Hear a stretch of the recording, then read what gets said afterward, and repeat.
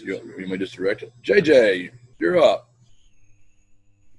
Thanks, Coach. How's it going? How's practice this morning?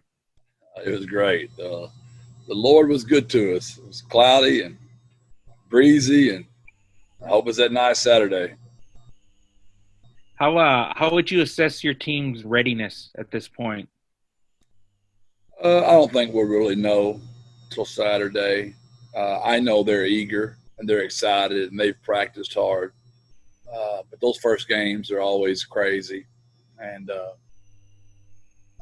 we'll know a whole lot more Saturday. But it won't be for lack of preparation or lack of effort. I can promise you that. And they'll give great energy and passion, and they've worked their tails off. I'm very proud of them.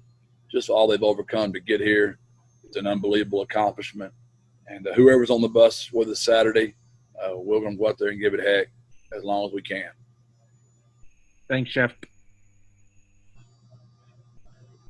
How do you decide who goes next, Kyle? Just whoever's next. I don't know who's.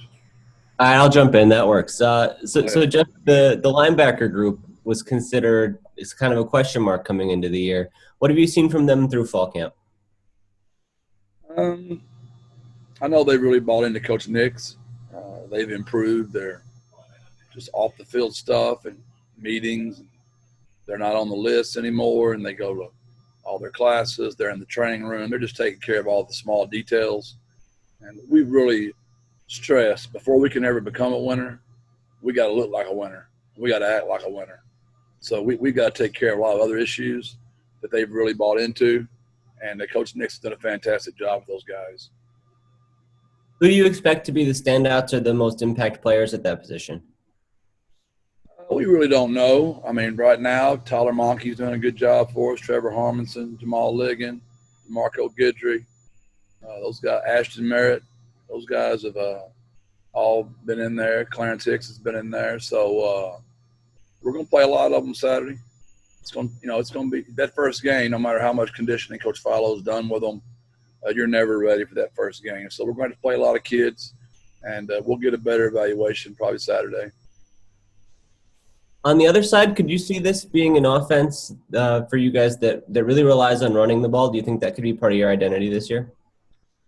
I don't know. You can just be that one-sided anymore. You'd have to have way superior people just to line up and say we're going to run the football.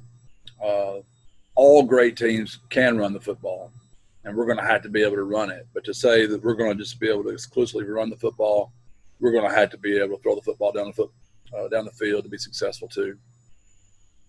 Obviously, you have Sincere McCormick coming back after a really strong freshman season. What's been your impression of his play, and how do you set your expectations for him? He's just such a good kid. He's such a good human being. He's extremely humble, has a great smile. He's always here. He's a typical Converse Judson kid. He comes from a great program. He's been taught the right stuff, and he's about the team. And the other stuff, God gave him. But he's chosen to be a good human. And I'm thrilled he's on my squad. I think we're getting set to talk to Spencer Burford today as well. What's really jumped out about his player? What's the impression that you have of him? Spencer knows he's very talented. I'm really proud of how he's bought into the details. He's trying to become a much more buttoned-up player. He's leading more. He's just maturing. He's developing like you would expect a young offensive lineman with a lot of talent that's bought into the program. And he's worked his tail off every day, and I'm expecting huge things from Spencer. What was the process of finding him a home at tackle rather than keeping him at guard where he'd been the last couple of years? He's long. He's athletic. He's got great feet. I mean, his feet are as good. We've got some – he's one of the most talented offensive linemen as far as his God-given natural ability. But we talk about it all the time on our team. The definition of potential is everything that you're not. So I've really challenged our upper-end players to make sure they're getting all they can out of themselves, because they don't ever want to be known as somebody that had great potential. Potential is everything that you're not. So Spencer's really bought into that, and he's working his tail off every day, and we feel like he'll be a great offensive tackle. I'll let JJ jump back in. Hey, Jeff, without letting the cat out of the bag, what are you expecting out of your quarterback play this week? Affirm, control the offense, be calm, direct us, get us lined up, make some plays, but don't try to overdo it. We've got a great punter. We've got a great kicker. We hope we're going to play great defense. So let's take care of the football, direct the offense, and get us in the end zone as much as possible, but let's make sure we take care of the football. Texas State seems surprisingly stout up front, their front seven. Does that give you some concern this week? Yeah, they're down. People did a really good job of being disruptive. The linebackers are very physical. Safeties are physical, corners. Coach Spavital has done a really good job with those kids. They're way improved. They really wanted to play hard Saturday, and they did. And we were very impressed with their kids. I wanted to follow up something from yesterday about the testing. I wasn't quite clear on a few things. What's the timing turnaround with your testing? It's just one day. We know the next day. That's not the issue. The issue that's got everybody a little confused right now is when they made the rule about the antibodies. So anybody that has any antibodies in your system, you have to now also go get EKGs. You got to get with a cardiologist. You got to get heart issues cleaned up as well before you can be cleared to play. So, we had 13 kids that were unable to practice today, but we're hoping 9 of them will be able to play Saturday. So you can imagine what that's like as far as organizing a practice. So does contact tracing come into play with the antibody test as well? Your contact tracing guys are out. You know that. So anybody that's tested for COVID, they're out. Anybody that's contact tracing, they're out. That's not what we are currently waiting on. We're waiting on kids to get cleared from the EKGs and those type of things. Thanks, Jeff. You're welcome. So, Jeff, I don't want to jump the line, but not to change the topic.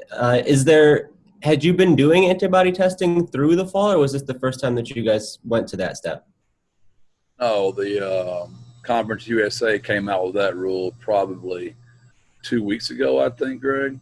And so then we tested, and then we started that procedure of the next test to get those kids cleared. So when you say now we're doing 3 tests per week, is that just viral testing or is that antibody testing as well?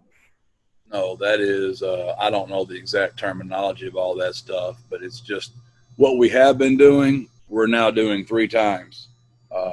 So we tested this morning, we're going to test Thursday morning, we're going to test again Friday. Gotcha, thank you. Basically just them sticking a Q-tip up your nose, both of your nostrils, and they count to 10 in your ear while they're doing it. So you can imagine how fun that is for all of us. Which is why you hear me say, I'm really proud of our kids.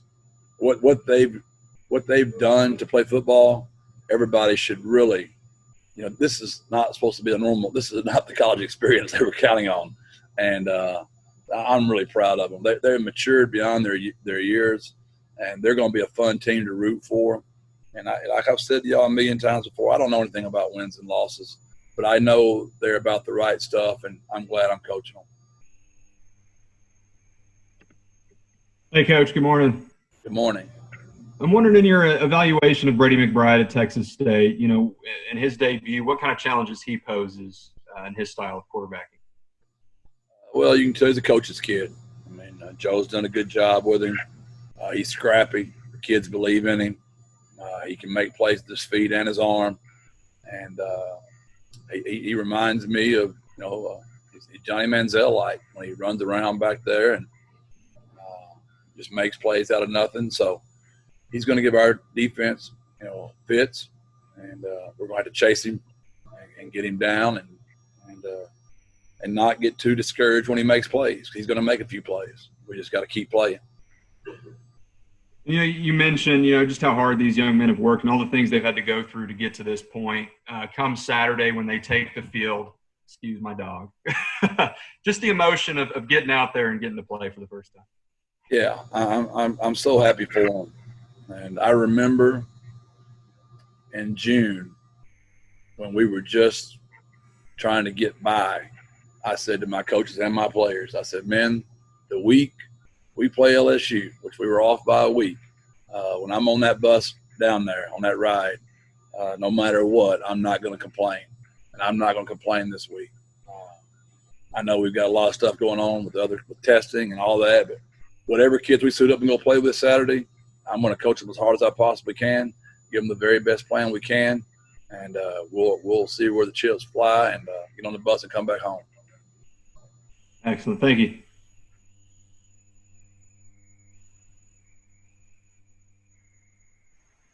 Anybody else? What's your dog's name? This is Busy. Busy's a good-looking dog. Thank you very much. She's blushing. She keep you busy? Keeps us busy. Hey, real quick, Josh Mccown's deal. How cool is that? He's the best, man. He's the best. 41 years old, gets to live in Rusk. It's the side story on that people don't know. The reason he didn't go to Jacksonville is just because his brother's kids are there. Luke's there and Randy's there, and he didn't want all the McCowans, competing against each other. So they went down the road to Rusk, and I'm thrilled for him. I spoke to Owen the other night, his son, 2022 quarterback, and his dad was in Philadelphia getting quarantined. And pretty good deal. Get to live in Rusk with your kid and watch him and still get to be a National Football League quarterback. I couldn't be more happy for him, proud of him. It's hard to believe he's 41 because that means I must be older than 41 now. So that's very humbling in itself.